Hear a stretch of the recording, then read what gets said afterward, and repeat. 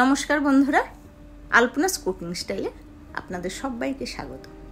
আজকে খুব সিম্পল একটা রেসিপি নিয়ে এসেছি। গরমের সময় কিন্তু আমাদের মুখে কোনো কিছুই খেতে ভালো লাগে না। এই রেসিপিটি বানিয়ে খাবেন, মুখের টেস্ট চেঞ্জ হয়ে যাবে। খুব সিম্পল আর খুব তাড়াতাড়ি বানানো যায়। আসুন দেখে নেবেন রেসিপি। এই রেসিপি বানানোর জন্য প্রথমে আমি 1.5 চামচ পোস্ত খালি খোলায় ভেজে নিচ্ছি। মিনিট খানেক পোস্তটাকে ভেজে নেবার পরে সুন্দর একটা গন্ধ বেরোচ্ছে। এই অবস্থাতে পোস্তটাকে একটা প্লেটে তুলে নিচ্ছি। এইবার ওই কড়াইতে সর্ষের তেল দিয়ে দিলাম আর চাকচাক করে কেটে নেওয়া উচ্ছেগুলো দিয়ে ভেজে নেব।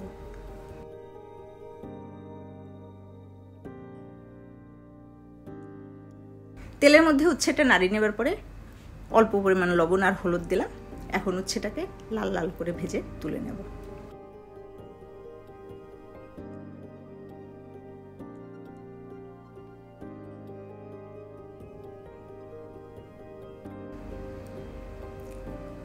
উচ্ছেটা তুলে নেবার পরে আরেকটু কড়াইতে তেল দিলাম। তেলের মধ্যে 5 ফোড়ন দিলাম।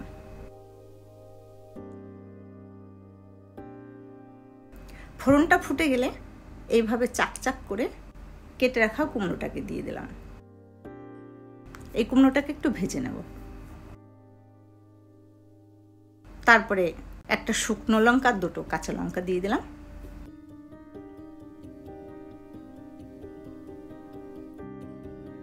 কিছুক্ষণ পরে দিয়ে দিলাম লবণ, হলুদ আর লঙ্কার গুঁড়ো।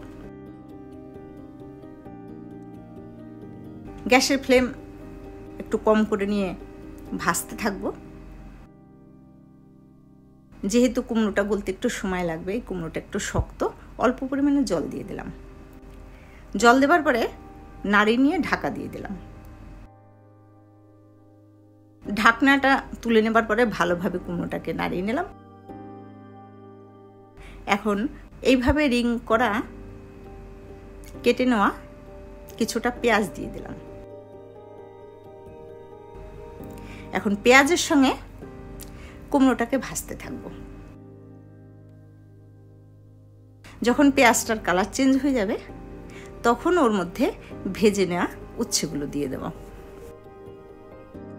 আর উচ্ছেটা দিয়ে নাড়তে চাড়তে যদি মনে হয় কুমড়োটা একটু শক্ত আছে তো আরেকটু জল দিয়ে ঢাকা দেওয়া যেতে পারে। উচ্ছেটা দিয়ে মিশিয়ে নিয়ে এর মধ্যে সেই ভেজে রাখা 1 চামচ পোস্ত দিয়ে দিলাম। এইভাবে নাড়তে চাড়তে গ্যাসটাকে কিন্তু স্লোতে রেখেই ভাজতে হবে। দিয়ে দিলাম অল্প পরিমাণে চিনি, কারণ কুমড়োর তরকারিতে চিনিটা শুট করে। আর দিলাম অল্প পরিমাণে জিরে ভাজার গুঁড়ো। সব কিছু মিশিয়ে নিয়ে যদি মনে হয় একটু কুমড়োটা শক্ত আছে, একটু জলের দরকার, তো এই সময় অল্প একটু জল দিয়ে ঢাকা দিয়ে দিলেই কিন্তু কুমড়োটা নরম হয়ে যাবে। আলটিমেটলি কুমড়োটা নরম হওয়া পর্যন্ত এটাকে ভেজে নিতে হবে।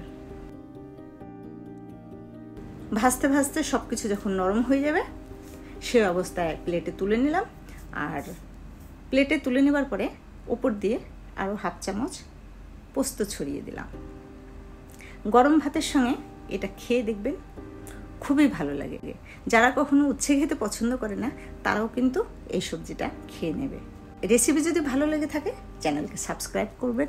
ভালো থাকবেন সবাই। আজকের মতো এটুকু, বাই।